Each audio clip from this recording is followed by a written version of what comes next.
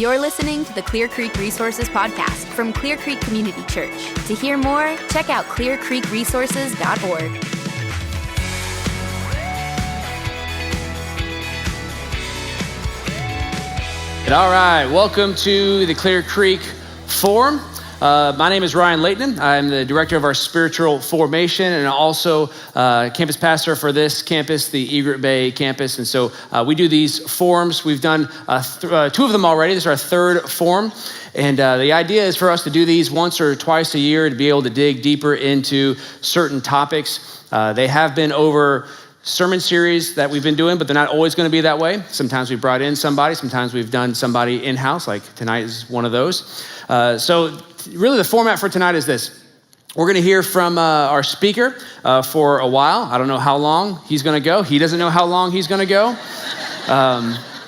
If at all during that time, if you need to go to the restroom, just feel free to get up and go. He's not going to stop and wait for you. But there is going to be a point where he will have to take a break, and we will go outside, and we have some cookies out there for a short intermission, and then we'll come back for some Q&A. So what that means is we need questions from you.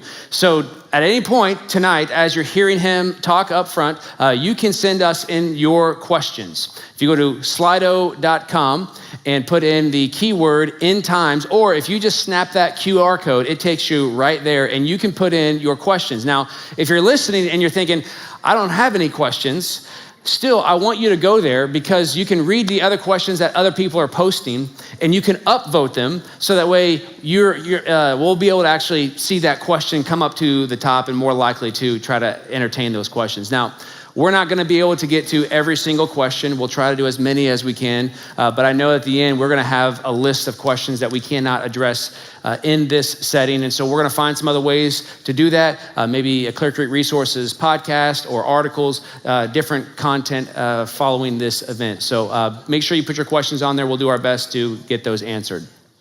So without further ado, let me introduce our speaker for tonight. You know him as Yancey Arrington, our teaching pastor at Clearcreek Community Church. If you're not from Clearcreek, welcome, glad that you are here. But let's welcome Yancey Arrington. Thanks, buddy. I'm glad you guys are here for our in-depth study of Lamentations. So if you have your Bibles. All right, here's the deal. So I'm glad that you're here. I hope you guys have been enjoying our Revelation series. It's been something that's been fun for us. And I really thought it would be apropos for us to do a forum just because I wanted to see how many more people I could get mad through the study of Revelation. Nancy, this is not how I grew up listening and learning all this stuff. And we know that. That's why we're teaching it, to be honest with you. And so when it comes to studying the end times, and we look at things like the book of Revelation, it seems like there are 1,000 different interpretations, and you get all kinds of weird stuff. And as I told you at the start of this series, how I grew up within one of these certain views that we're gonna look at. And I was taught like locusts in the Bible mean military helicopters, and ICBMs mean this, and this is Russia, and that's Gorbachev, and that's the Shah of Iran, and that's all the stuff I grew up with. So I always thought like there was gonna be Armageddon around the corner. And then I realized as I grew in God's word and learned about some things that there were some different views than just the one that I was taught. Now, again, here's what I want to do. And maybe because of that, I love this quote by G.K. Chesterton, who said this. He said, though St. John the Evangelist saw many strange monsters in his vision in Revelation, he saw no creature so wild as one of his own commentators. That's true. I think that's super true. Like the craziest stuff that I hear comes out of the book of Revelation, not because it's in the book of Revelation, it's because some guy who was a prophecy expert told you this is what's supposed to be, but we don't have enough knowledge to speak back to that person to go, you know what, maybe that's not true. But what I want to do is kind of fill you guys in on some different views about stuff that you may have thought there was only one view, that the church was unanimous on, and it's not at all. So, before we go any further, let me give you a little preface here. One, this will be my best shot to help you guys understand what I understand, what we understand as a teaching team. And I'm not going to put all those guys on the line. I'll just do I've been doing some of the heavy lifting on this as far as I got into this study about a year ago, just for me personally. I wanted to hit up over the top scholars on Revelation. I spent 3 months, sometimes 8 to 10 hours a day, just reading through Revelation for me, line by line, precept by precept. And I was just blown away by what I saw in it. But I want to tell you this, there are a lot of things that we're not going to cover in our series that I want to cover tonight. By a lot of things, I mean two, but they're two big ones. Two really big ones. So I'm going to do the best I can do to tell you what I think is the right way to look at this. And by the right way, I mean, here are the different ways you can look at it, and you can make your own decision. And if I've misrepresented someone's view, you'll just have to forgive me. I've tried to do my due diligence. I've asked people who hold these views, like, hey, is this right? They're like, yeah, that's right. Don't screw it up. I know I've heard this whole thing. So just know that. Secondly, I'm not going to answer questions tonight that we have already addressed in our series. So if you're like, Yancey, what's 666 mean? You should have showed up 2 weeks ago. Yancey, what's the mark of the beast? I wish you'd have shown up that same time as well. Because we've got that. It's on Clearcreek Resources. You can watch it. You can go see how we go in depth on that, what all that means. But I don't want to waste your time. So I said, they've asked me, how long is this going to take? I've never done this before, this forum. And so some of this stuff is what I do with my systematic theology. So my systematic guys and gals that are here, they're going to get like a refresh later on. Here are the two questions I want to address. I'm going to talk about what about the millennium and what about the rapture, right? So we don't fill up a room like this because we want to talk about Lamentations. We fill up a room because you've heard something about the rapture. You believe something about the rapture, but many of you don't even know why you believe what you believe about the rapture because you read it in a book or you saw it in a movie or someone had it on a cool little bumper sticker. This car will be unmanned when the rapture happens. And so you think that God's going to zip you up and zip you out and you're going to leave everything but your underwear. Maybe that stays here too. That is a view.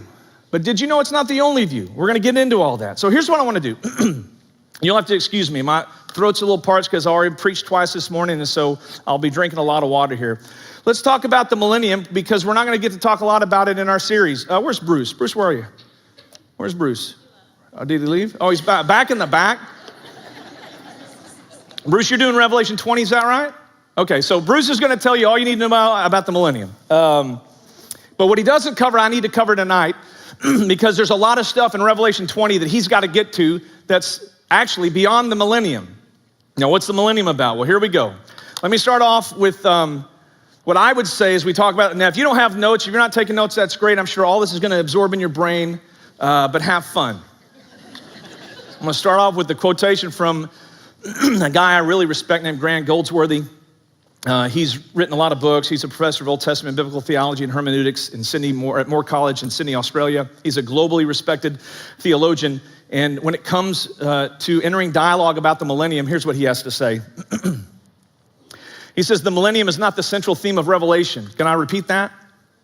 The millennium is not the central theme of Revelation. The explicit references to Christ's reign of 1,000 years are confined to one passage in the whole of the Bible, Revelation 20, 1 through 10. Now, if you didn't see the challenge there, let me highlight it for you. There's only one passage in the entire Bible that mentions the 1,000 years.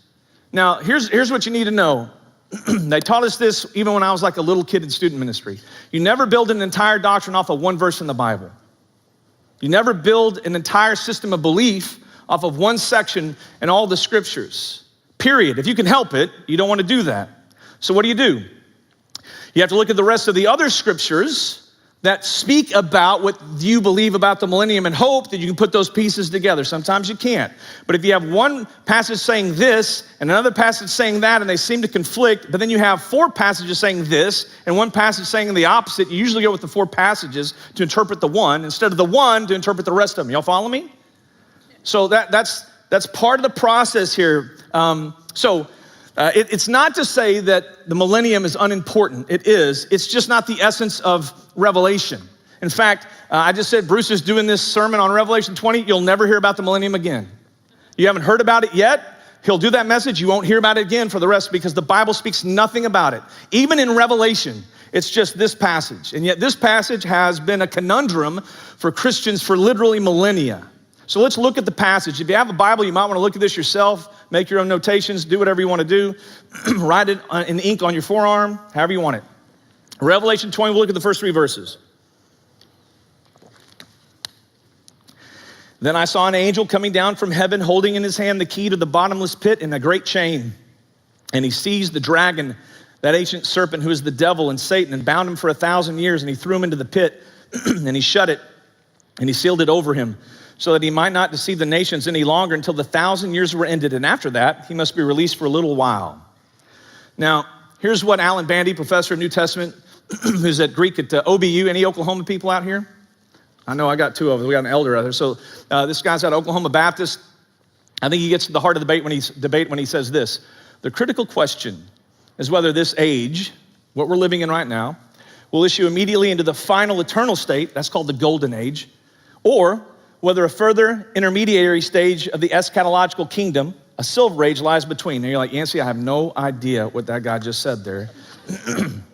Let me explain it to you. When you talk about the millennium, you got to figure out what it is. And for some people, the millennium doesn't, when they see the Bible, they see Jesus coming, and when he comes, he brings us into the golden age of the kingdom. The kingdom is consummated. It's already here, but not yet in its fullest. And yet some people believe, and many of them, I should say, believe that when Jesus comes back, the kingdom doesn't come in its fullness. It comes in somewhat a partial kingdom, at least a partial kingdom compared to the new heavens and the new earth. And it's known as the silver age for some. It's an intermediary age. And they don't call it that, but that's what it is. And so you're like, what does this have to do with anything? I'm going to show you later on what that means when it comes to the millennium. So there's like 4 big factors that you have to work through, or 3, I should say, that determine how you view the millennium, how you interpret Revelation 20. By the way, when Bruce preaches it, that's how you interpret Revelation 20. No pressure, no pressure. How do you view the relationship between Revelation 19 and 20? Is it recapitulating itself? Is 19 this, and does 20 recapitulate it from a heavenly perspective? A lot of people believe that. Some people believe no, 19's this, and then 20 comes right after that. They're sequential. Well, that'll affect how you read Revelation 20. Finally, how do you understand the relationship between Israel and the church? There are people that believe, and I'm not saying right or wrong, just hear me. There are people that believe that Israel and the church are completely separate. God's got 2 different plans. Israel's plan A, the church's plan B. And there are other people out there, Christians, that believe, no, that's not. God's only had one plan. He started with Israel, and he's moved now into the church, the true Israel. Okay, well, how you understand that determines how you're going to interpret the millennium. And so there's 4 major views, just to give you guys a heads up. So if you are taking notes, there are 4 major views that we have of the millennium today. We have premillennialism, dispensational premillennialism, amillennialism, and postmillennialism. So I'm going to break these things down, and I've worked on this on my little keynote presentation for this to kind of unroll as we go through, almost like a timeline. So if it messes up, it's all on me. I didn't have to anyone else do this. So this is just, I'm a teaching pastor, not a tech guy, but here's what we're going to do. So let's look at premillennialism. Here's what premillennialism believes. And you might also say this is called historic premillennialism.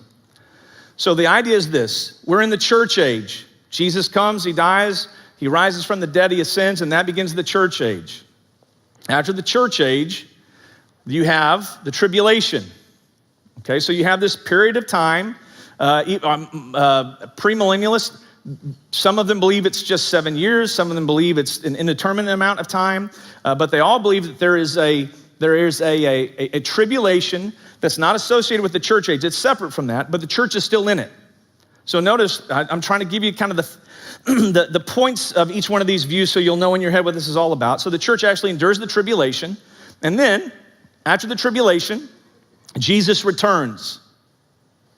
Now I want you to notice something here.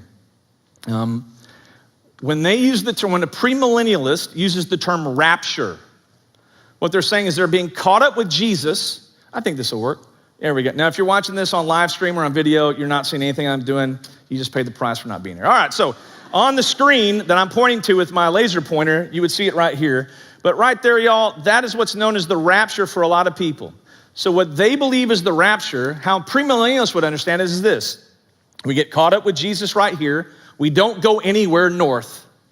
We come right back to the earth, and then that's when Jesus starts his millennial kingdom. The millennium, 1,000-year reign. Most premillennialists that I know take that as a literal 1,000 years, although some might argue it could be an indeterminate period of time. Nevertheless, this is a time where Jesus is on the earth, reigning with his church over people that are believers and unbelievers. By the way, happen to be here at the time. There's a little tension here, so let's work through this. In the tribulation, You have the resurrection of believers when they come, when Jesus comes back, and Satan is bound for that 1,000 years. And he's completely bound, like he's not even there. And he doesn't show up until the end. Here's what happens. Now notice I have the church here on each one of these phases up here on the big screen. The church is present, obviously in the church age. It's present in the millennium, and it's present in the tribulation and the millennium. That's what a premillennialist believes. By the way, premillennial means they believe Jesus is coming, before the millennium. Before millennium. That's what that simply means. So, let me give you some else. At the end of the millennium, Satan is released. Armageddon happens. And then you have the general resurrection of the unbelievers. So what you have going on here, actually, not only unbelievers, you'd also have the general resurrection of believers, because believers can die here unless you have a glorified body. And I know it seems complicated. Just hold on. If you're a premillennialist, you believe you've been resurrected and you have a glorified body and you're living with Jesus on the earth for 1,000 years. A tension is, at the end of this, there's gonna be a war. Now someone's gonna go, well, I thought there were only Christians here. Well, depends on who you ask, but at the end of the tribulation, there's supposed to be Jesus coming in a great war, right? And this war in Revelation 19, it says that Jesus extinguishes all the evil. He kills all the unbelievers in judgment. And they'll be like, well, then who's here? What they'll say is people that became Christians during the tribulation and that are still alive, so they don't have regenerated bodies. They're not glorified. I know this is complicated, just follow me. So they're still alive going into the millennium. What if you died, you're resurrected, and you have a glorified body? So what they have in the tribulation, in the millennium, is you have glorified Christians and you have non-glorified Christians living together. The non-glorified Christians can have kids, glorified Christians can't. So they have children, you go for 1,000 years, and those children somehow become unbelievers, and they wage a war against God at the end. That's where Armageddon comes from. Now, when I describe these things, I'm not saying you have to believe this or not. I'm trying to be fair to describe these different positions. Y'all follow me? Okay, so after judgment, they have the new heavens and the new earth. This goes into the world without end. Revelation 21, by the way, so that's what we're talking about. And then if not, it's eternal judgment, hell, right? The lake of fire, the beast, the dragon, and his followers are thrown in there. So that's premillennialism. All right, test is in 5 minutes. Get your notebooks out. So what you need to understand is this is again, we have glorified believers and unbelievers in the millennium, along with also people that have become Christians. This view is very historic. It's why it's called historic premillennialism. It's been around from the first couple of centuries. I think it was popularized in the 2nd century AD. It's got a lot of legs to it. It's been around a long time. I'm not going to critique it. I'm just going to explain it. That's premillennialism. The next one I want to talk about is dispensational premillennialism. Now, someone just went, what are you talking about, dispensational premillennialism? So, is that different than premillennialism? It is, and I'll tell you why. Dispensationalism, shorthand, if I can do this as briefly as possible, is at least a view that says that the church and Israel are completely separate. Now, people will argue because dispensationalism is broad. There's old dispensationalists, there's progressive dispensationalists, there's I don't know what a dispensationalist is group, there's all kinds of dispensationalists, right? But what they believe in general is that God has two different plans. And if God made plans to Israel, he needs to fulfill those plans with Israel, not with the church. They're two separate. And this is, you're gonna see where they depart from regular premillennialism. I would argue this is the main view of Christians today in North America, not globally though. This is the main view of Christians in North America if you're an evangelical. I think 65% of evangelicals say that they are dispensationalists. You may go, I never even heard the term, but I would dare say that how I describe this may be how you understand the end times. So let me go with it. It also has a church age, right? Now here's what's different. Because God has a different plan for Israel and the church, he's got to get the church off the planet. Y'all starting to know where I'm going with this one? There's this kind of return of Jesus. What I mean by kind of is that this is what they call up here on the screen, y'all. This is the rapture part. Now, when they say rapture, a dispensationalist says rapture, this is God took you from your clothes are gone, the car crashes. This is the Left Behind stuff, Tim LaHaye, all those kind of guys. I'm not trying to say right or wrong. I'm telling you that's their position. The whole, this car will be unmanned, that's this view. So the idea is that Jesus returns, immediately there's judgment. Actually, they have about 8 different judgments. They have a judgment at the cross. There's a judgment here because in order to be taken up to heaven, you have to have been judged. So they believe there's a judgment of believers here, but there's a resurrection of believers. You're resurrected, you're glorified, and then you get taken to heaven. So that's why the church is going up here. That's their view. Now, this is the Antichrist pops up then. It's a party. And all of a sudden, we've got tribulation. Now, the reason I had to make this a small t because they got a lot more moving parts than all these other views. So just go with me here. Where is the church on earth during the tribulation in this view? Doesn't look like it. Now, it just depends on which dispensationalist you talk to. Some say, how can I do this? If you don't believe that you're going through the tribulation, you're called a pre-tribulationist. Huh? Makes sense? If you think you're gonna go 3.5 years, you're called a what? Some of you are mids. You just got it. You can't say I'm a mid-trib. So they're called mid-tribulationist. If you go through the whole thing, what do you call that person? A Christian. So let's move on. No, I'm joking. It was too easy to give that one up. They're called post-trib. So you have pre-trib, mid-trib, post-trib, and they all lovingly, maybe not so lovingly, fight about that, depending on how they interpret tribulation. But here's their big deal, and you'll hear dispensationalist preachers say this all the time: church, don't worry about the tribulation, you'll never be there. You'll never be there. This is not for you, you'll never be there. Everything's literal and everything's linear. So this is literally 7 years, right on the dot. And what happens is this: you have the return of Jesus. This is where it gets a little different. You have the return of Jesus. At the return of Jesus, there's another judgment. Another judgment. I believe they take that from Revelation 19. This judgment happens again. All unbelievers are destroyed, except those who hide in the hills. They would say that no, literally that Jesus doesn't see them or something, and they get away.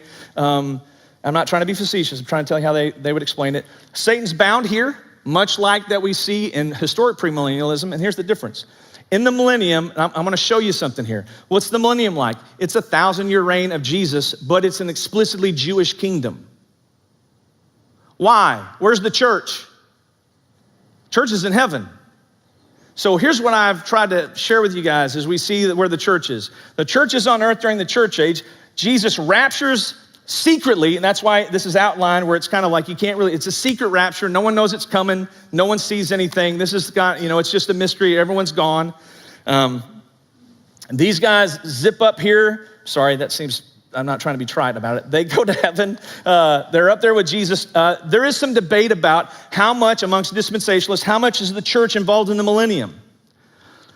I think you have guys like John Walvoord, some of the old school dispensationalists. They're like, listen, the church is for heaven and Israel's for the earth. That's what they would say. The kingdom of God for the church is only up here in heaven, and the kingdom of the earth is only for Israel here. But there are other guys in that same group that said no, because the Bible says that the church will judge Israel, or something to that effect. So they'll say during the millennium, the church kind of is there. One guy, I don't know if it's Charles Ryer, I don't know who the guy is. One of the major writers says, actually, maybe it's Dwight Pentecost, the church will actually hover above the earth in the heavenly city of Jerusalem. Like you'll see it in the sky, but they won't come down. They'll only come down to judge. Because what you have to understand, for dispensationalism, they don't want to mix the church and they don't want to mix Israel. And so if I'm being fair, and I think I am, what they would say is this is explicitly Jewish because God, whatever promise God made in the Old Testament to Israel, those promises of which he's not fulfilled yet, he fulfills them here to Israel. So they'll get their patch of land back. I mean, even more than what they have. Many dispensationalists believe that they'll rebuild the temple. They'll reinstitute sacrifice. Some believe that. More progressives don't believe that because you can see how problematic that would be if you reinstitute sacrifice. But they are like, no, this is all about the Jewish millennial kingdom. And so I'll explain dispensationalism a little bit more. But so what you have to understand is like, you're really not a part of this, only if anything to judge, but it's really just for the Jews. Okay, where do we go from here? Well, this seems pretty similar to the other ones. At the end of the millennial kingdom, Satan is unloosed. Excuse me, he's loose, not unloosed. He's loosed. And then you have Armageddon. You've got another resurrection here. So just imagine if you're an unbeliever, you're not resurrected here or here, you're resurrected 1,000 years later. And then you have judgment. Then after that, this all looks the same.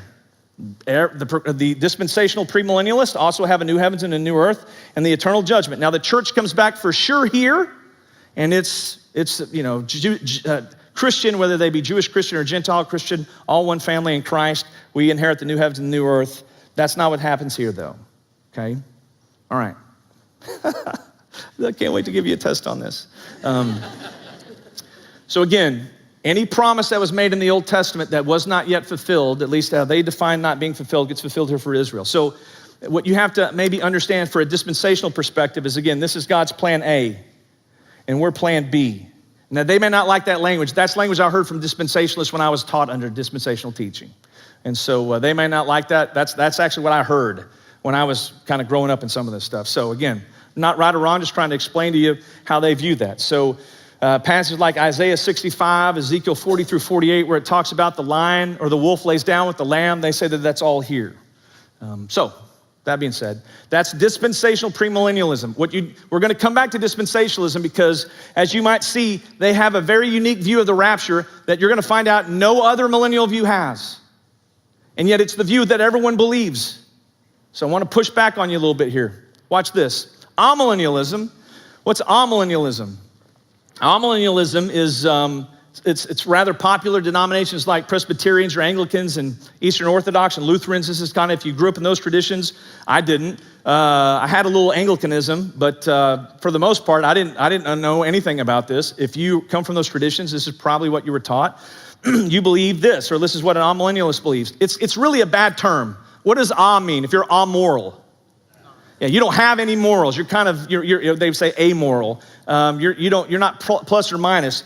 It's a bad term because it says that if you're an amillennialist, that means you don't believe in the millennium, but it actually means that you do believe in the millennium. It's just an inaugurated millennium. In other words, that's already going on. So what you see here, let me put these three things together. For amillennialists, here's the church age. Jesus dies, resurrected, now he reigns, and he reigns. And millennium is not a literal 1,000 years. It's an epoch of time. You have 10 is the number of completion as well. 10 3 times, you trinity it. It's this time that God has where he wants to do whatever he wants to do. It doesn't have an ending that we know about, only he does. And so for them, millennium's symbolic about Christ's current reign in the heavens. I'm just telling you what amillennialists believe. They also believe that we're always in the tribulation. We've always been in the tribulation. They also believe that at the end, I know you can't see it. Yeah, you can't see it on the big screen in here. And notice how it starts off light here and dark here. They believe that tribulation gets worse, that the further you go to the closer to Jesus' return, the more intense tribulation becomes, where it becomes the great tribulation. Y'all follow? So amillennialists interpret the millennium as describing really the present reign of deceased souls in heaven. They live with Jesus, reigning with him. That's how they interpret that. Now, what happens here? Here's what you're gonna like about amillennialism is everything happens one time. It all happens one time. Jesus returns, Satan's released, the Antichrist is there, and Armageddon, and general resurrection, and judgment. And then you go to the new heavens and new earth. That's it. That's what amillennialists believe. They like to do their test as quick as possible, turn it in, and they're done. It's a very simplified way of understanding it. But to be fair, and I want to just, want to represent these guys well. With this going on, they see all of it concurrent. This is all, it's not two different, it's not the church in Israel, it's all the people of God. Jesus returns, everything happens. The very end here, Satan's release, Antichrist, Armageddon, all that happens. Jesus comes and judges and then ushers us in to the new heavens and new earth. Now notice, no silver age. There's no intermediate step. It goes right into the golden age as opposed to other ones. Just trying to tell you a little difference here. So another important part of amillennialism is they believe in the already not yet. Now, we teach that here. We teach that a lot, already not yet. In other words, that the kingdom's already here, but not yet in the fullness of itself, not yet fully consummated, only because we believe Jesus teaches that. He says the kingdom is here with you. I've brought the kingdom, but obviously not in its fullness till he returns. Anything else I need to mention there? Apparently, everyone's in really good shape, both in heaven and hell. So I don't know what to tell you. It's all I had. It's all I had. I'll say this, all the Old Testament prophecies about Israel are fulfilled in Jesus in this view. And Jesus fulfills that. It's not a literal land that God's trying to put people back on. Jesus is the land, Jesus is the temple, Jesus is the lamb, Jesus is the priest. They would argue that all the promises in Jesus are yes. That's how they would defend that. And so everything is in Jesus. This also is, well, we'll get into how historical it is. This is also super historical. Actually, all of them are but one. And I'll show you that. All right, that's Amillennialism. That's the easier one to figure it out. Postmillennialism. I don't know how to talk about postmillennialism. So what's post mean? After. So here's what they believe. Don't just reserve your feelings about this. So Jesus comes and he dies and he rises from the dead and he inaugurates the church age. They all believe the church age starts at the same time, all views. And they believe that the tribulation, also like all millennialists, starts at the same time, but they believe at some point it starts to die down. There's a great tribulation, we think, with postmillennialists, but at some point, the church becomes so successful in her mission, so wonderful in her mission, that that they enter into a millennial time. Now, millennium for the postmillennialist is also figurative, it's not literal. And they believe that Satan is bound during this time, bound in the sense that he is unable to deceive the nations from believing the gospel. By the way, Amillennialists believe that too. Satan's bound during this whole time. In that, he can't deceive the nations from becoming followers of Jesus. That's why world missions works. They really believe world missions works, this view. Because they believe that the church is, I gotta stop because I'm gonna tell you the view I wanna believe, but I would really like this view. Because this view says the church is so successful that it basically has a period of peace and joy and beauty because the whole world has been moved by the mission of Jesus. And because of that, Jesus returns. The king, the palace, if you will, has been prepared for the king and he returns. And so it's almost like the golden age, they move into it by the power of the church, through the work of the Spirit. Christ returns, there's judgment, but the church is always there. Now this is very similar to Amillennialism, but the big difference is this. Amillennials will be like, well, it's kind of good and kind of bad. Postmillennials are like, nope, it's kind of bad, but it starts off to get better and better and better and better. Now, postmillennialists kind of get hit up because we've had, this was really popular before World War I, not so popular after. Really popular before World War II, not so popular after World War II. Right now, postmillennialism is having a resurgence in Christianity, especially among evangelicals. I hope that doesn't mean World War III. Let's just hope that's not the case. Not trying to put anything on you. I'm not a prophet, so just go. It's all right. But this has a resurgence right now. And it trusts like the work of the two witnesses we saw in Revelation, that they've been given authority to share the gospel until the last person gets to be shared with. And so they just have confidence in that. And they have other passages. I don't want to go through the whole thing. But again, what you need to know about postmillennialism is that Jesus arrives after the millennium. And the millennium's a really, really good thing. Now, man, I can't believe I've gone through all this stuff because I didn't know how long this would take. This didn't really take me that long. So we're done. Let's pray. No. All right, what are we gonna do with this? So here's what I want to ask, you guys may wanna ask us. What position does Clearcreek hold on the millennium? Well, here's the drum roll, here's what we got. Here's what we believe, we are pan-millennial. However it pans out, that's what we believe. I'm just telling you, listen, however it pans out, that's what we believe. You can clap for that, because that's what we believe. Listen, I have my doubts about the way people define rapture, but if all of a sudden I'm in my underwear up in heaven, I'm like, Jesus, what happened? He's like, you should have believed the rapture I taught you, son. I'm like, well, I should have trusted my dad, but I didn't. I'm not really gonna argue. I mean, if I knew that there was one specific one that was the right one, I would wear that shirt. So we joke that we're pan-millennial. However it pans out, it's what we believe. Here's what we really say. We don't have an official millennial position. We don't have one. Now, do we lean certain ways as a teaching team? You better believe it. And if you've kind of read between the lines in our Revelation series, you kind of know where we stand, of how we interpreted it. Been a good series, hasn't it? I mean, listen, we're telling you straight up. Well, yeah, thank you. Sorry. Please clap more. I didn't mean it like that. Here's why we don't have an official position, though. Let's just say that Bruce and Yancey and Greg and Chris and Carl and Lance and Aaron and Ryan, I think I got them all. Let's say we all believed one view, and we very well might. We still wouldn't make that the official position at Clearcreek Community Church. And here's why. There have been way too many different views throughout the last 2,000 years for us to say this has got to be the one. When it's based on a book full of symbols and signs and images that the church has struggled to understand for so many years. It just seems unwise for us to say, here's our official position. Now, you might think, well, yeah, that's what most churches do. Nope. There are churches out there, many denominations, that make one view the official position, and they make it almost an essential belief. The pastor means like, that's wrong. You don't want to do that. Because you might find yourself 10 years from now not believing the view that you used to hold, like me. I've shared with you 2 views on here that I used to hold. I don't hold them anymore. But you might. And heck, I might 10 years from now re-hold them again.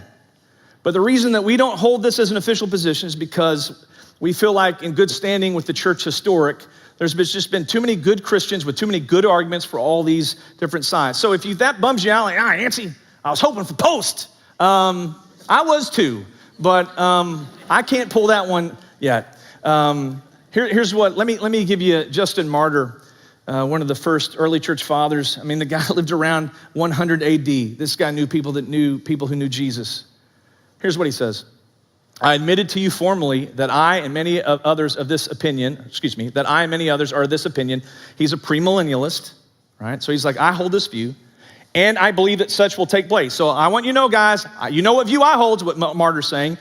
And you know I think that's how it's going to take place in history, as you assuredly are aware of. Like, I've talked to you about this. But on the other hand, I signified to you that many who belong to the pure and pious faith and are true Christians think what? Otherwise. Post-millennialists and amillennialists and maybe even some dispensationalists in there as well. That there are different people. This is the first, actually, second century early church father who said, here's the view I hold, but I can't be dogmatic about this view as a creedal position. By the way, do you know that none of these views ever made the creeds? None of them got creedal position. You know why? Because you couldn't be that dogmatic about it. Now, you can hold your view and do it with clenched fist. I'm just telling you, in the early church, these old boys and gals, they're like, listen, man, I hold on to what I believe tightly, but not so tightly that I can't dialogue with you and recognize that you're a follower of Jesus and you might be a post-millennialist or an amillennialist or a dispensational pre-millennialist or some other thing I don't even know about.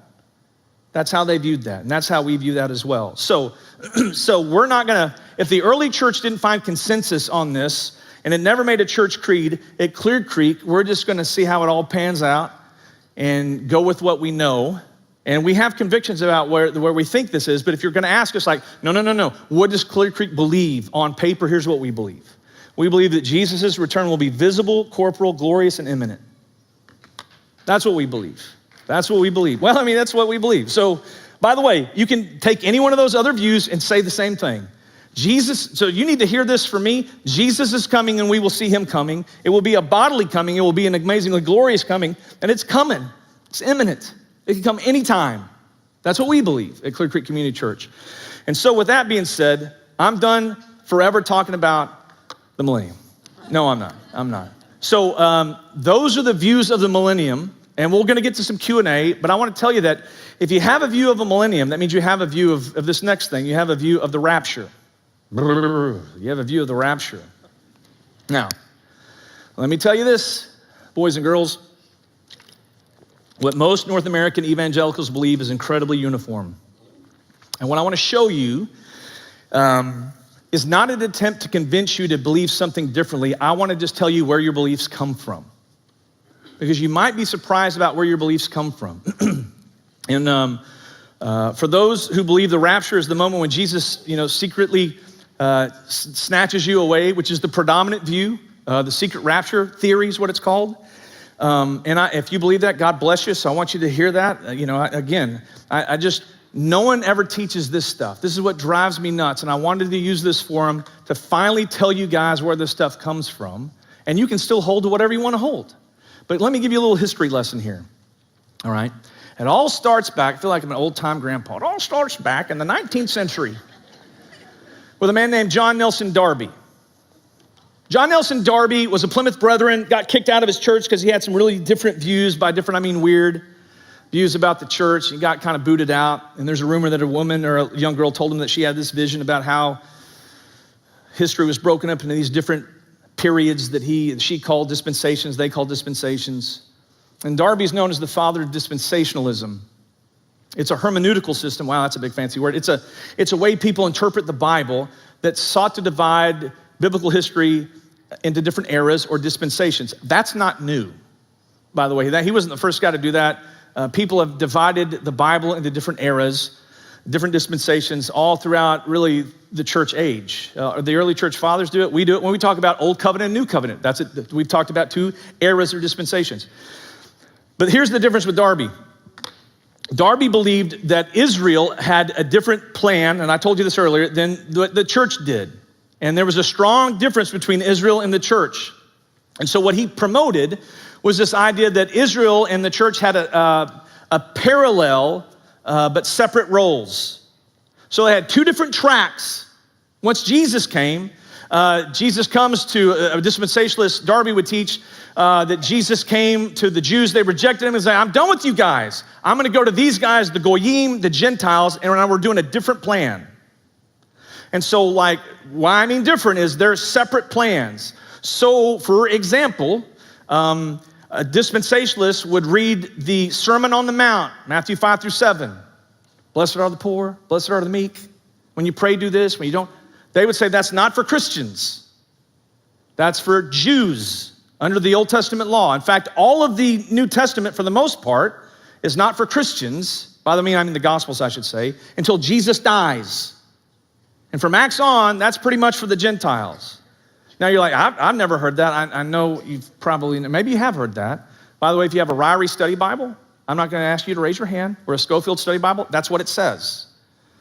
You shouldn't, the Lord's Prayer doesn't apply. That's only for Jews. So I'm telling you, there's a big distinction between the church and Israel.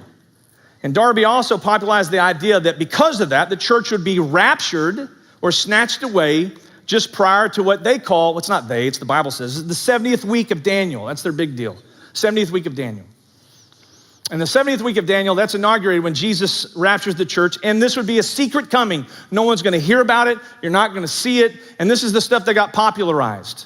But I wanna tell you how it got popularized, because this guy, as you can tell, 1882, 1800, we're talking 190 years. Essentially, from what he started to write. So let me kind of give you a timeline on dispensational influence in the American church. It's uniquely American.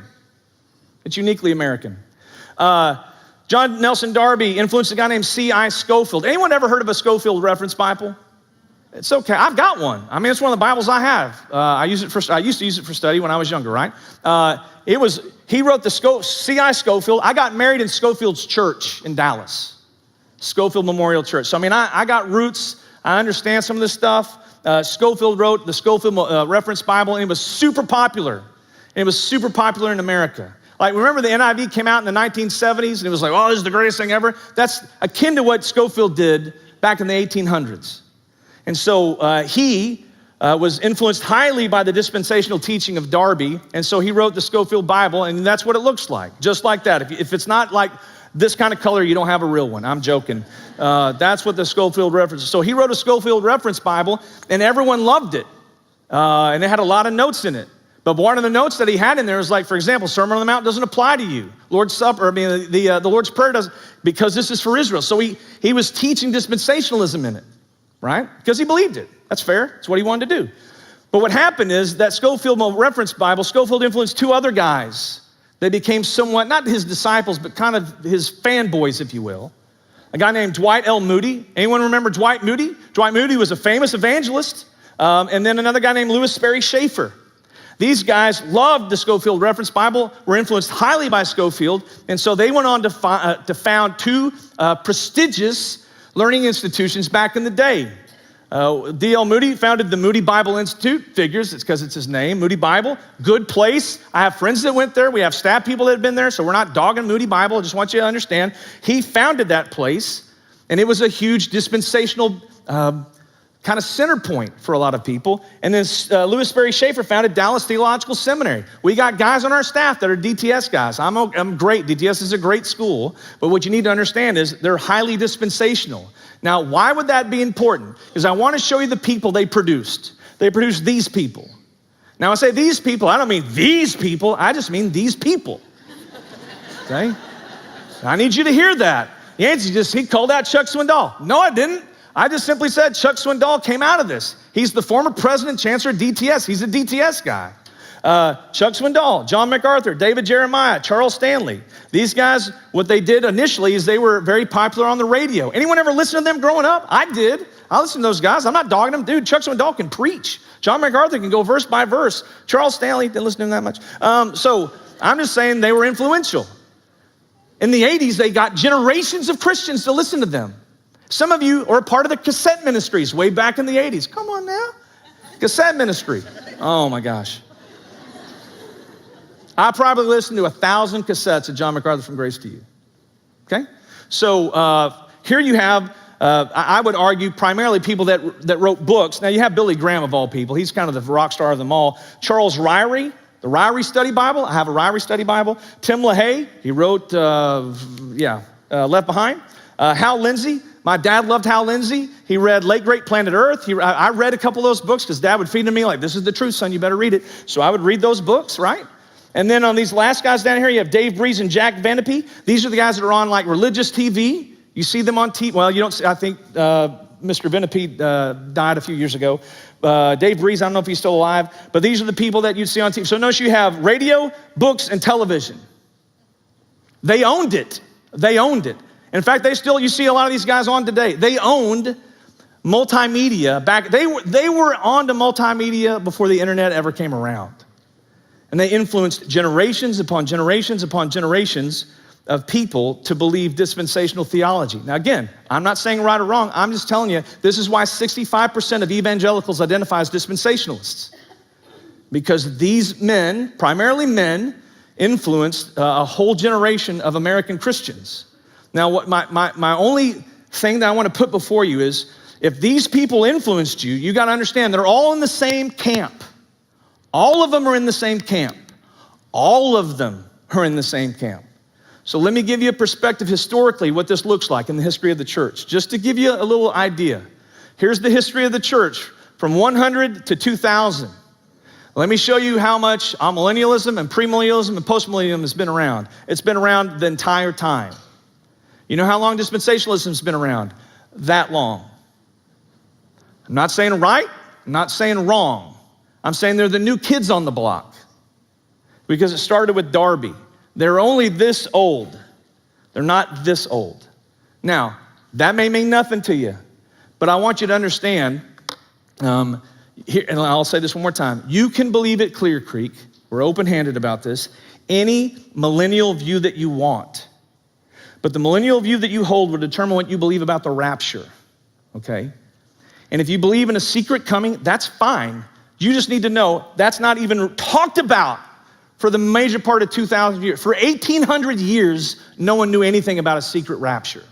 No one knew anything of Jesus taking you up just in your skivvies and you never coming back to earth. Do you know this? No other view holds that. And there's a reason for that. And I'll show you the reason. There's two primary passages that come to mind when we talk about the rapture. Here's the first one, 1 Thessalonians 4:16 through 17. For the Lord himself, the reason I want to talk about this, y'all, we're doing a study in Revelation, not 1 Thessalonians, but 1 Thessalonians talks about the rapture. Have you noticed we haven't talked about the rapture in Revelation? Because it's not in it. Wow. It's not in there. I mean, really, there's nothing that says, and the rapture will happen. By the way, it doesn't even say that in 1 Thessalonians, but nevertheless. All right, 1 Thessalonians 4:16 through 17. For the Lord himself will descend from heaven with a cry of command, with the voice of an archangel, and with the sound of the trumpet of God. And the dead in Christ will rise first. Then we who are alive, who are left, will be caught up together with them in the clouds to meet the Lord in the air. And so we will always be with the Lord. First, let's ask, when you read that passage, do you see anything secret about that? Let's see. A cry of command, a voice of an archangel, and the sound of the trumpet of God. Does that sound secret? That's why, for the first 1,800 years of the church, no one believed in a secret rapture. I'm just telling you. No one knew anything of this. There's going to be a rapture. No one's going to know what's coming. You're going to zip out of your car and your airplane. Of course, they wouldn't know what that was 1,800 years ago, but anyhow. But when they read the text, the primary text on the rapture, by the way, rapture just means to be seized or to be taken. They didn't see any of that in there. Look at the second part of this passage either. Notice what it says here. It says, so we will always be what? So just imagine what happens here. This text means that however Jesus comes, from that point on, whatever that looks like, we're with Jesus forever. But that's not what dispensationalism teaches. It says you go to heaven, and then you come back to the earth. Some argue halfway through the millennium. Some say you're not at the millennium at all. Some say you're hovering over the millennium. I don't know. Obviously, I'm not a dispensationalist, at least anymore, so I don't know exactly how they would say that. But then that's not the end. In the dispensational teaching, even for premillennialists, after 1,000 years, what else do you have to have after 1,000 years? What's after 1,000 years? If you're a Christian, where do you go? Yeah, that's right, the new heavens and the new earth. And so it seems like even the text itself that we're going to have whatever Jesus comes back at that moment, that's going to be the moment of eternity. We will forever be with him. Now, this obviously doesn't mean we're going to meet the Lord in the air and so we will always be with the Lord in the air. That's not what that means. That means when he, sorry, I just thought that was weird. When I read that, I was like, surely no one takes it that literally. You know, you need your little legs dangling there. I was like, what's that guy doing up there? I don't know. I used to walk into that celestial heavens. It's whatever. Okay, so it's at this point we're also glorified. Let me give you a cross-reference. You don't have to turn this, you don't have to look at this yourself. 1 Corinthians 15, which is another text about when Jesus returns. 51 through 53 says this. It says, behold, I tell you a mystery. We shall not all sleep, but we should all be changed in a moment. In the twinkling of an eye, at the last trumpet. Which trumpet? The last trumpet. At the last trumpet. For the trumpet will sound. It's going to sounds like this. There's going to be a trumpet. Wait, there's a trumpet here too. There's going to be a trumpet. The trumpet will sound and the dead will be raised imperishable and we shall be changed. For the perishable, this is one of my favorite lines. We preach this thing at Easter, this dog will hunt. For this perishable body must put on the imperishable, and this mortal body will put on immortality. Why? Now that tells you when Jesus returns, that moment, that's the last trumpet. We see a trumpet here as well. At that moment, this looks like this is talking about the same thing. We who are dead are raised with a new glorified body and changed in the twinkling of an eye, and that body is what? It's immortal and imperishable. Why? Because whatever eternity we're going into is immortal and imperishable. What's the immortal and imperishable eternity? The new heavens and the new earth. I'm telling y'all, this is why dispensationalism is the new kid on the block, because they didn't connect like we're not going to come back to earth. They all hold that view. Glorification now in this view doesn't seem to happen until the new heavens and the new earth. I'm sorry. I don't want to get too complicated here. Let me just do this. Let me take you to something else in Thessalonians, what it says here. It says here that we're going to meet him. Y'all see that where I've highlighted that? We're going to meet him. The Greek word for meet him is apantesis. My Greek's not that good. I can't pronounce that well. Apantesis. It was a term used in the New Testament times to describe when a ruler would come back. So if a ruler left the city walls and he went out to go conquer an enemy and he came back, the people would leave the city and they would go out to meet him outside of the city. They would meet him, celebrate him, and come back into the city with him. Now, that's not a weird image because we already see that with Jesus. When do we see that with Jesus? How many of you remember the triumphal entry? How many remember Palm Sunday? What do they see outside of the gates of Jerusalem? They see their king coming. And so they go outside and they meet their king before he comes back. It's the same word that we see here in this passage. So what looks like in the ancient context is what's happening here. Who's returning home? The king who has conquered. And we meet him in the air, right? In the air, and then we return with him in that moment back to the earth where he reigns. Now, if you're a premillennialist, the 1,000-year starts. If you're an amillennialist, nope, we've been in it. We're going in the new heavens and the new earth. And if you're a postmillennialist, you're partying because it's still a party, right? None of those views have a secret rapture. They have a cry, an archangel, and a trumpet, and everyone sees it. Just as the Lord left, so he comes back, and we all see him that way. And so because of that, this is why New Testament scholar N.T. Wright says it this way. Paul's image of the people meeting the Lord in the air, quote unquote, should be read with the assumption that the people will immediately turn around and lead the Lord back to the newly remade world. You know why? Because that's how they did that in the ancient world.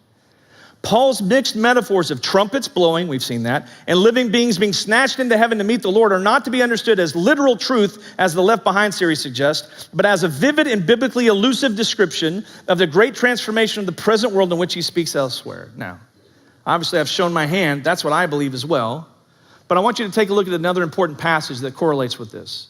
Matthew chapter 24. Matthew chapter 24, Jesus says, or it says about this, immediately after the tribulation, Jesus says, immediately after the tribulation of those days, the sun will be darkened and the moon will not give its light and the stars will fall from heaven and the powers of the heavens will be shaken. Then will appear in heaven the sign of the Son of Man. I don't know why I said it like that, but it sounded cool. Son of Man, I don't know, I was getting my rock star on, it looked pretty awesome. The Son of Man. And then all the tribes of the earth will mourn, for they will see the Son of Man coming on the cloud. Have y'all been following us today, by the way, in our Revelation series? That sounded a whole lot like the seventh bowl coming. Wreck and shop. And they will see the Son of Man coming on the clouds of heaven with power and great glory. And he will send out his angels with a loud, what is it? How many trumpets are we going to see? It's all the same trumpet. With a loud trumpet call, and they will gather his elect from the four winds, from one end of the heavens to the other. Now, here's what I want you to see. Now, let me be fair, because I had to talk with the dispensationalists yesterday. I had to be correct on this. I had made a call. I was like, listen, how do you guys interpret this? Because I've forgotten how I was taught. This is what I was raised in. And so what they say, this is actually, this is just Jesus coming to start the millennial kingdom. This is only for Jews. And because the church, what they say is the church, I won't even call out who it was, a very famous writer, not on the list I gave you, said that this is just for, the church is nowhere in this passage. I beg to differ. Look what it says here. It says, the Son of Man coming on the clouds of heaven. Does that sound secret to y'all? With the loud trumpet call. It's not even, they put the amps out and they just let this one rip. And they're gather his elect. Now, what I've heard from dispensationalists is that the elect are the Jews, but that's not what that says. 1 Peter calls all of the Christians elect. Matter of fact, it says it all throughout the New Testament. But notice what we see here. We see, just like we see in 1 Thessalonians, we see the descent of the Lord, we see a loud trumpet call, and we see the gathering of God's people. Sounds like 1 Thessalonians isn't talking about going into the millennium. It just talks about Jesus coming back. And that's the point. I tell you all this to say, this is why the three other views have never held a secret rapture for 2,000 years, and secret rapture theory has been around for 180. You can believe whatever you want, but I'm tired of this going around and no one knows the history behind it. Hey, don't take what I've said for it. Go look it up yourself. Go ask dispensationalists where it comes from, and they'll tell you where it comes from, just like I've told you, except they'll really emphasize that it's the right way. And I'm telling you, you got to pick, and I'm okay what you pick with, but we're not going to not tell the truth about how this happened. So that gets us to the biggest question is, what does Clearcreek believe about the rapture? I don't have a word for pan-rapture. I don't know what I'd be lying. So here's what I'd say. I don't know why there's a blank slide here, because that says, what is our official view? I guess we don't have one. Because we don't have one. That's what it is. We don't have one. So I want you to hear this. We have an open-handed policy. If you were open-handed, when I say open-handed, you ought to understand. When I teach systematic theology, I talk about open-handed and closed-handed doctrines. A closed-handed doctrine is what we're going to fight you about. We're not going to let it go. The atonement. Jesus is the only way, right? But open-handed issues, those are things that we may have convictions about, but we're not going to make it the law around here.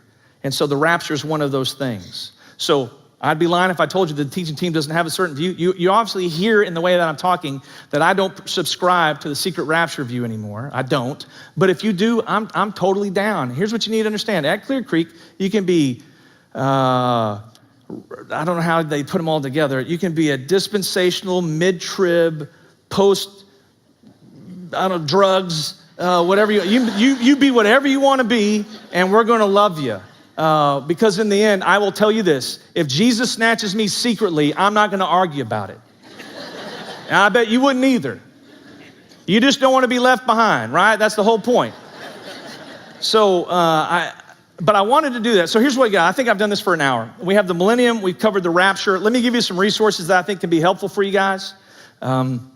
And we're going to take a break, and we're going to have some time for Q&A. So just there was a whole hour. It only took an hour. See how painful that was? It's like a PCR test. You don't just then you're done. So here are the resources. Bible in the Future, Anthony Hoekema. I get asked all the time, Nancy, is there a book that I can read to help me understand all this stuff? There's no better book I've ever read than Anthony Hoekema's The Bible in the Future. I led a class on this past summer, and it filled up within an hour of Clearcreekers, and we just capped it at like 30-something, because that was 30 was too many people anyhow. And there's no better book I've ever read on it, because I think he does a great job. It changed my viewpoint, just so you know. And I was a dispensationalist going in. So I'll show you my cards. I'll be honest about it, but it's an incredibly magnificent book. Gets quoted by guys that aren't even of his same tribe that still respect it. So I got a Calvin Theological Seminary. This book, Gospel and Revelation, you can't buy it unless you buy the trilogy, but it's like $9. By Graham's Goldsworthy. By the way, this comes with the book Gospel and Kingdom, Gospel and Wisdom, and Gospel and Revelation. Gospel and Kingdom is why I bought the book. One of the best books on how you know biblical theology all through the Bible. It's magnificent. And then they just threw in Gospel and Revelation for the heck of it. I read it and was blown away by it. It's not very long, and it helps you understand Revelation in a very simple way. There you go. That's free. David Campbell's Mystery Explained. Like when we don't know how to teach something, we'll just open this up and copy it word for word and say that we made it up. No, let me tell you how this works. So the best commentary that I know about Revelation is Revelation. This is the shorter commentary. It's only 1,000 pages long, by a guy named Greg K. Beale. So you guys need to understand, I searched, whenever we study a certain book of the Bible, I do a search on like who are the top scholars in the world on said book. And then I did a deep dive on Revelation because I thought, you know what, I'm just going to do this for fun, for my own personal development. I want to study Revelation on my own. I don't really know it as well as I think I do. So I'm going to print out every page of Revelation and get a top scholar's commentary. Dr. Beale was number one across the board. Liberals said he was number one. Conservatives said he was number one. Pastors said he was number one. Scholars said he was number one. And so I was like, oh my gosh, let me sit at the foot of this guy, at least by the book. The book I read was not much long. This is the shorter commentary. The longer one was like 1,400 pages. It was still long. But I was blessed immensely by it. And you're getting the fruit of that in our series. I got a chance to talk to him. I did a Zoom chat with him. I was like, man, this is awesome. I get to talk to the number one scholar in the world right now on Revelation. So if you want to do a deep dive on this, get this book. But if you don't want to go that deep, there's a guy that he worked with in this one called David Campbell, who kind of wrote the study notes with it. He just kind of said, you know what? I'm going to put all those study notes and put them right here in a book that's about this big. And that's David Campbell's Mystery Explained. It's the Cliff Note version for people that want to do the Cliff Notes. And it's fantastic. I think he's plagiarizing most of this, but he probably got permission. So with that being said, here's what I want to do. That feels like, I know what it feels like. It feels like I just got a fire hose and sprayed you all down with all this information. But I want to just make you aware of this. The church is broad. There's a kaleidoscope of beliefs, all within orthodoxy, and includes all four of these views. Dispensational Pre-Millennialism is a legitimate view. I want you to hear that out of my mouth. It's a legitimate view, and so is postmillennialism, and so is premillennialism, and so which one? Amillennialism, right? They're all legitimate, right? But they all influence how you understand the Bible, how do you understand church in Israel, and how do you understand the rapture. By the way, they all have a rapture in it. They're all immediate except for dispensationalism, which is bifurcated into heaven. That's the difference.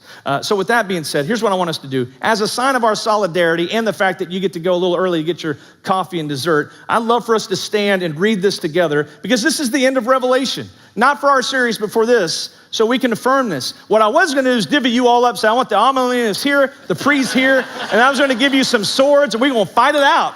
And I was just going to sit up here and record it all because I thought that'd be a YouTube hit. So here's what I'm going to say. I'm going to say that in white. You just simply say that in gold, and we can be dismissed. Ryan, do you want to come back up here after this, Ryan? Are you saying yes? I can't see. It's dark. I don't have the light of Jesus shining. Okay, here we go. Come on up here, by the way. I want you to just come on up there. Ready? He who testifies to these things says, surely I am coming soon. Amen. Come, Lord Jesus. The grace of the Lord Jesus be with all. Say it with me, all. Amen. Hey, thanks for checking out this video. If you haven't yet, make sure that you hit subscribe down below and check out clearcreekresources.org where we have videos, books, and sermons on there, as well as our audio podcast. Thanks for watching.